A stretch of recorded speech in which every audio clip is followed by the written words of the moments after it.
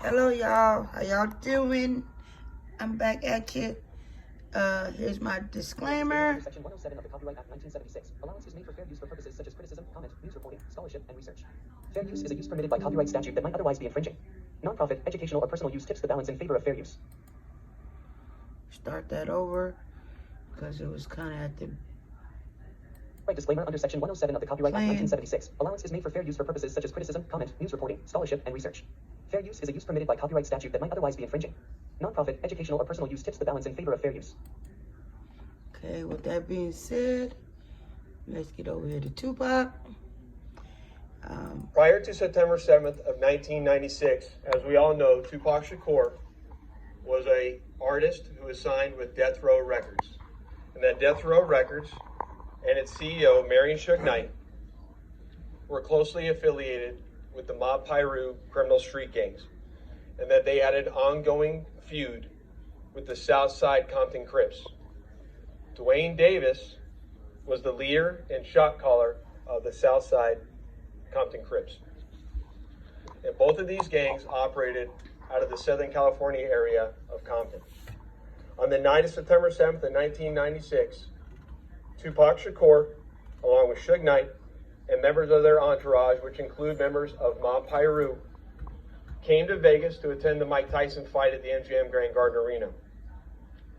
Members of the Southside Compton Crips, which included Dwayne Davis, along with his nephew Orlando Anderson, were also in attendance at the same event. As both were leaving the fight, members of Death Row Records spotted Orlando Anderson near an elevator bank inside the MGM, and at that time they began to kick and punch him near that elevator bank. I will now show you hotel security footage, as many of you have already seen, related to this incident. And on this incident, you will see Tupac Shakur, who is wearing a shiny satiny shirt, along with Marion Suge Knight, who's a large man in a brown suit, punching and kicking Orlando Anderson. Following this incident, you'll see hotel security intervene, and then they will leave the area of the fight.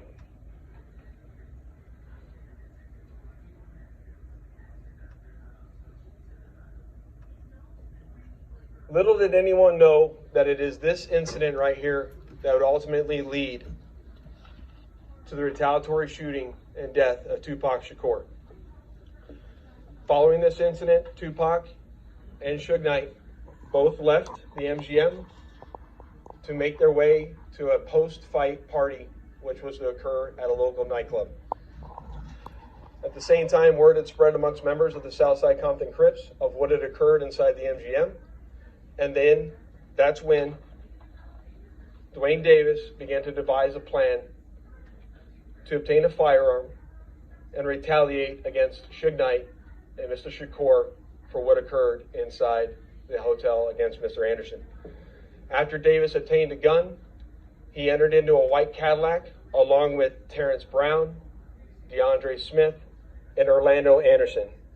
Based on our investigation, this is where we know they were seated. At some point in time, as they were in the white Cadillac, Mr. Davis took the gun that he had obtained and provided it to the passengers in the rear seat of the vehicle.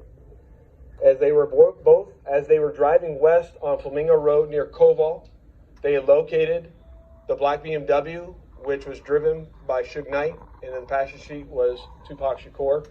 And as they turned around, they pulled up near the passenger side of that vehicle and immediately began shooting at Mr. Knight and Mr. Shakur. Following that shooting, the white Cadillac fled the area southbound on Koval, and after our officers arrived on scene, Tupac was later transported to the University Medical Center, where he was treated medically and died approximately 6 days later on September 13th.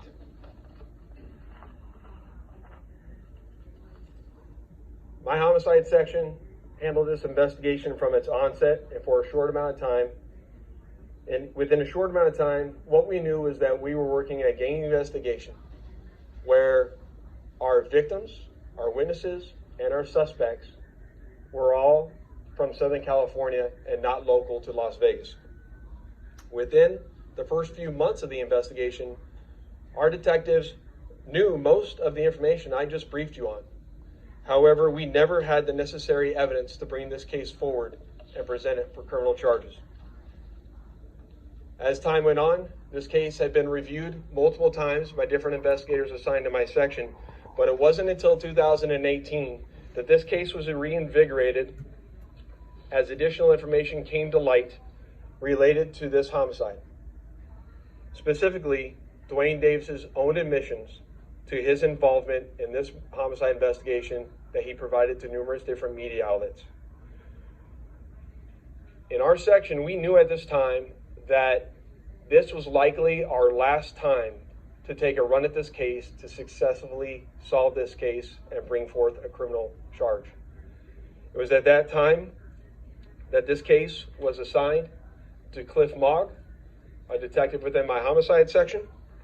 And over the last 5 years, my section worked closely, hand in hand with the Clark County District Attorney's Office, and followed a systematic investigative plan over the last 5 years. We've conducted countless interviews and corroborated numerous facts that were not only consistent with the crime scene on the night of the incident, but also corroborated and were consistent with the sequence of events that night.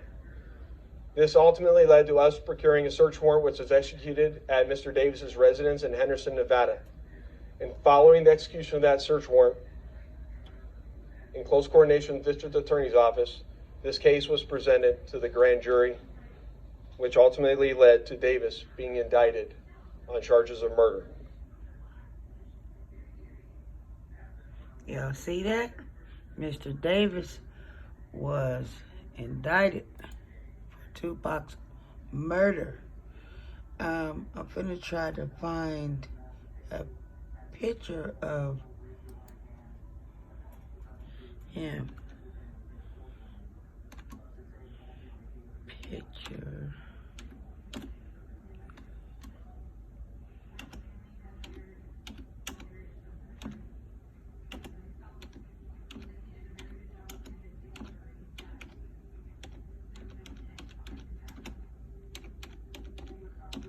I'm sorry, y'all, I got quiet. I went to work and seeing what's going on up here. There's Tupac, y'all. I want a picture of the man, though. They showing me, there we go. They showing me Tupac, but I want to see a picture of the man. The man. Okay, here we go, right here, y'all. Here, what this man looks like. I don't want to scribe. Wow, it won't let me show y'all, but this is the man right here who is the suspect in Tupac's murder. So, I don't know, Dwayne. I was reading something else and looking at something else. He pretty much got a book out. And in the book, he admits to being in the car.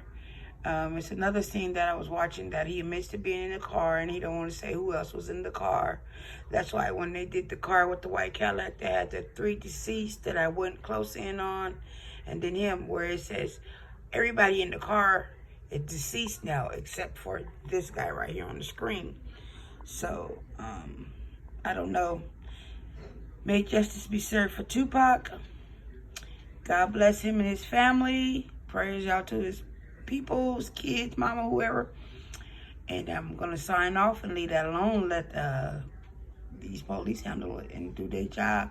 And when I find out any more information, I'll sure let y'all know.